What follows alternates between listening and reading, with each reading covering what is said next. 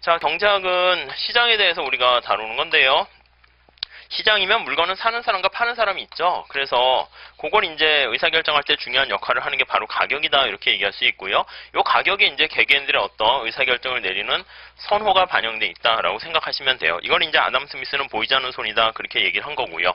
자, 시장은 물건을 사는 사람과 파는 사람이 존재하는 것인데요. 이게 이제 희소한 자원이죠. 희소한 자원.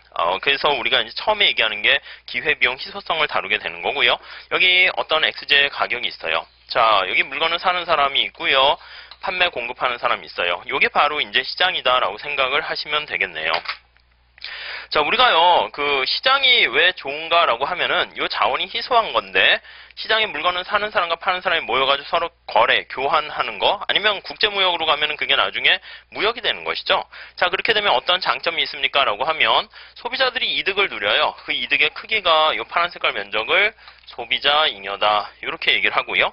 물건을 파는 생산자들도 이득을 누려요. 그 생산자들이 얻게 되는 이득을요, 요 면적으로 표현할 수 있네요. 이거를 생산자 잉여다 이렇게 얘기를 할 수가 있게 되겠어요. 그래서 이제 우리가 특히 완전 경쟁 시장을 기본으로 얘기하는데 그 완전 경쟁 시장에서는 여기 나와 있는 소비자 잉여랑 생산자 잉여를 합한 총 잉여가 극대화되기 때문에 가장 좋다 이렇게 얘기를 할 수 있게 되는 거예요. 자, 우리가 시장을 우리가 이제 앵무새한테 만약에 박사학위를 줄 때 토픽을 뭘로 주면 좋을까라고 하면은요, 우리가 언제나 수요 공급이라 얘기하거든요. 그 이유가 뭐냐면, 요렇게 배우긴 했는데, 이게 이제 만약에 노동시장으로 가게 되면요, 똑같아요. 좀 작게 쓸게요. 이게 노동이 거래돼요. 이것도 이제 물론 희소하겠죠? 자, 여기 수직축에 나와 있는 거는, 요게 사과라고 그러면 사과의 가격이 되는 것처럼, 이게 노동이면 노동의 가격? 원래 정확하게는 여가의 가격인데, 임금 이렇게 있다고요. 그래서, 노동에 대한 수요, 노동에 대한 공급, 또 역시 거기에 임금 이런 것들 결정되고요. 자, 이게 자본으로 가면 역시 자본 그렇게 되는 것이고 거시로 가게 되면요.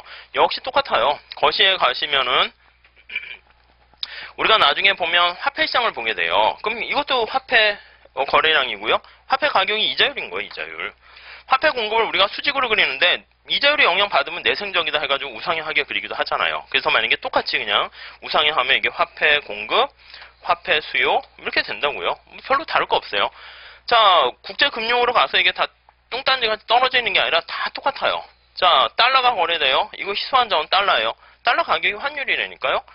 달러에 대한 수요, 달러에 대한 공급, 그냥 다 이거예요. 그러니까 수요 공급 가지고 경제에서 다 얘기하는 거지, 뭐 새로운 걸 뭐 하고 그렇진 않아요. 자, 만약에 여기 어떤 외부적인 충격이 왔다라 할게요. 만약에 상품에 대한 공급이 증가하는 충격이 왔어요.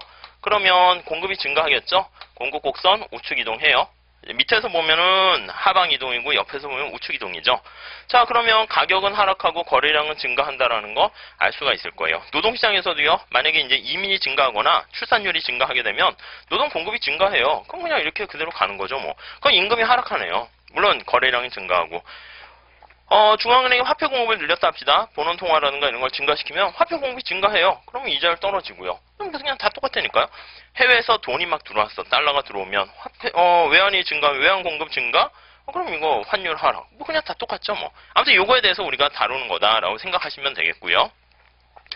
자, 이 시장에 대해서 보는데 이 시장이 잘 작동되면 여기 나와 있는 것처럼 우리가 효율적이라고 얘기해요. 희소한 자원이니까 효율적이라는 것은 무슨 말이냐면 여기 나와 있는 소비자 잉여랑 생산자 잉여가 합쳐진 게 극대화된다. 이렇게 얘기를 할 수 있어요. 근데 정부가 여기에 이제 개입을 하거나 어떤 문제가 발생할 수 있어요. 그래서 처음에 나오는 게 뭐냐면 첫 번째 개입하는 방법이 텍스를 부과하기도 하네요.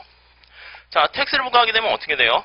자, 우리가 뒤에 다시 확인할 건데 자, 생산자한테 세금을 부과하나 소비자한테 부과하나 사실 효과는 똑같아요. 그냥 형식적인 귀착만 달라질 뿐이지 실질적 귀착은 다 똑같기 때문에 우리가 공급 곡선을 이동시키는 게 훨씬 더 편해요. 그래서 여기 Q가 있고요. 여기 P가 있다고 합시다.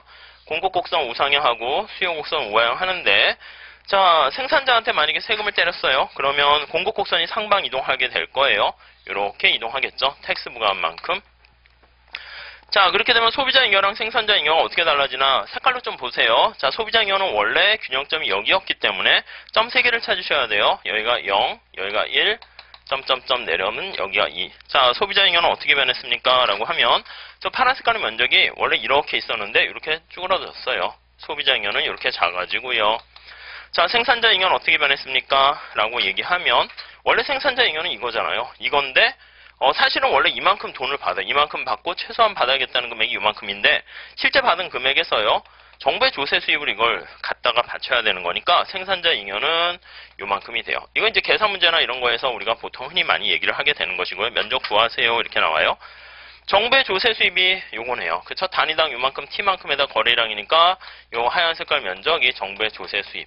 그러니까 왼쪽에 비교해보면 소비자 잉여랑 생산자 잉여가 극대화된 상태였었는데 여기서는 극대화되지 않았어요. 경제 주체들이 가져가는 잉여를 다 더해보니까 요만큼밖에 안 됐네요. 아까에 비해서는 얼마큼 날아갔냐면 이만큼이 날아갔어요. 이게 정부가 시장에 개입함으로써 발생하는 사회적 후생 손실, 데드웨이 로스라고 얘기하고요. 이걸 이제 또 다른 말로 뭐 초과 부담이다 해서 익세스 버든 이렇게 표현하기도 하네요. 자, 이게 이제 텍스가 부과하게 되면 그래서 초과 부담 사회적 후생 손실이 왜 발생합니까? 라고 하면 바람직한 최적 수준보다 생산량이 줄어들어서 이제 발생하게 되는 거예요. 자, 또 다른 거 한번 볼게요.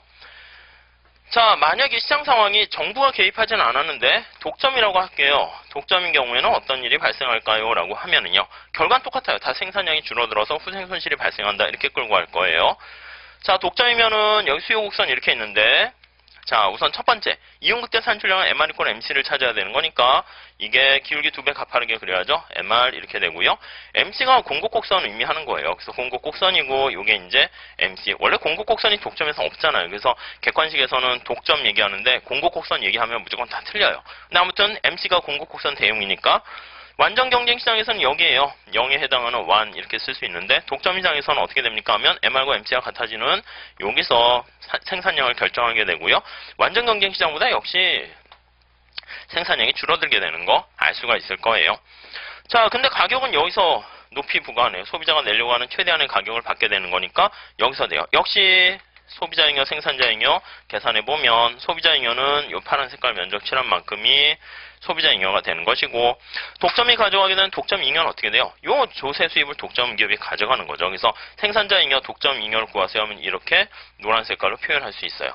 아무튼 경제 주체가 여기서는 정부는 없으니까 소비자랑 생산자만 생각하면 되는데 역시 사회적 후생이 극대 달성되는 건 아니네요. 여기 나와 있는 삼각형만큼 사회적 후생 손실이 생기고요. 요만큼 더 우리가 증가시킬 수 있으니까 요거만큼 더 증가시키면 파레토 개선이 되는 거죠. 그러니까 파레토 효율적인 상태는 아니다. 이렇게 얘기할 수 있습니다. 자, 독점 시장이 그래서 나쁘다라고 얘기하는 게 이만큼의 후생을 더 갖지 못하니까 비효율적이다. 이렇게 얘기를 하게 되는 것이고요. 또 우리가 이제 시장이 잘 작동되지 않는 경우가 외부성 이거 나와 있어요.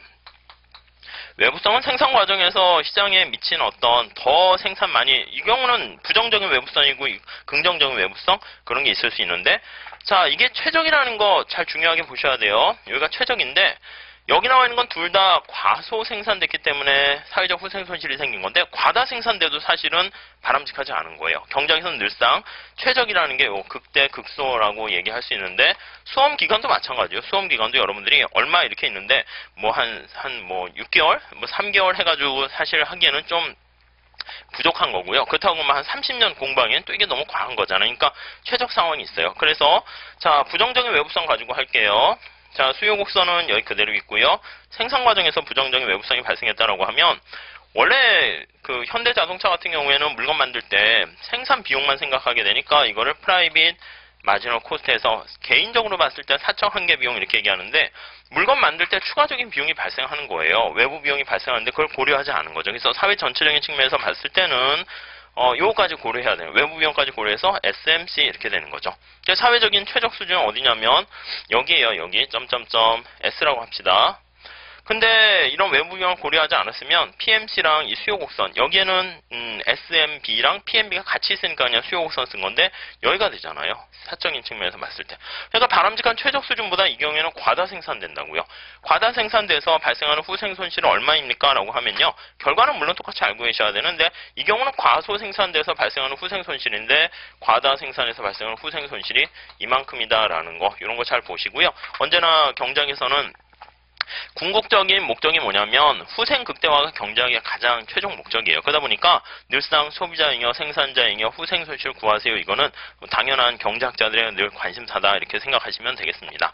아무튼 이렇게 나와 있는 거를요. 우리가 경제 현상을 분석하는데 크게 어떤 방식으로 볼 수 있냐면 미시경제학하고요. 거시경제학 이렇게 볼 수 있어요. 뭐 어떤 분들은 뭐 국제경제 하는데 그거는 잘못된 분류예요. 그냥 이 안에 다 들어가 있는 거예요. 특히 국제무역 같은 거는 우리가 보시면 알겠지만 이 시장이 개입하는 거잖아요. 관세가 텍스랑 똑같잖아요. 수량 할당이라든가 관세 부과한다거나 국가 간의 교역 이런 것들이 전부 다 미시니까 사실은 국제무역은 미시경제에 집어넣어요. 그리고 국제금융은 이제 환율, 외환시장, 금융이니까 약간 거시에 좀 집어넣는다 이렇게 보시면 되겠어요.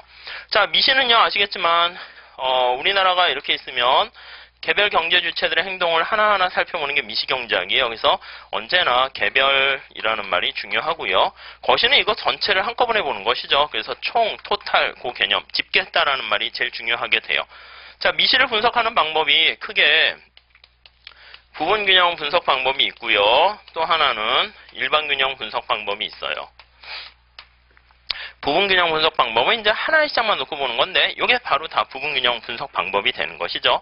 자, 그래서 간단하게 보면 자, 여기 희소한 자원 X제가 있어요. X의 가격이 있고 수요 곡선이 있고요. 공급 곡선이 있고. 그래서 경제학에서는 이 희소한 자원이 중요하다라는 그 희소성에 대해서 먼저 간단하게 설명을 드리고 그다음 수요 공급에 대한 그런 얘기를 간단하게 하게 되네요.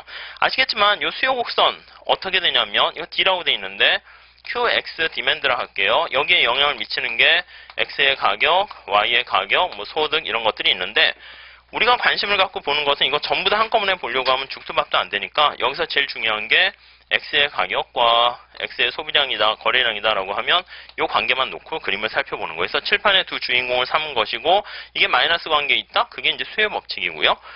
자, 아시겠지만 여기 이렇게 수요 곡선이 있을 때 관심 없는 것들은 다 고정돼 있다라고 얘기를 해요. 이렇게 고정된 변수가 변하게 되면 곡선 자체가 이동하게 되네요. 그래서 이걸 이제 응용 문제로 뭐 버스나 지하철